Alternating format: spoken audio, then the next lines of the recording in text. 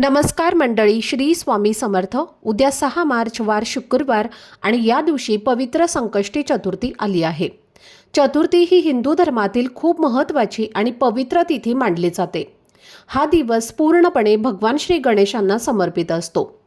या दिवशी बाप्पांची पूजा केली जाते आणि व्रत केलं तर जीवनातील अनेक अडचणी, संकट आणि दुःख दूर होतात। संकष्टी या शब्दाचा अर्थच संकट दूर करणारी असा आहे।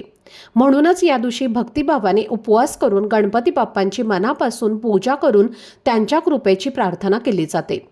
त्यामुळे घरात सुख, शांती आणि समृद्धी वाढू लागते।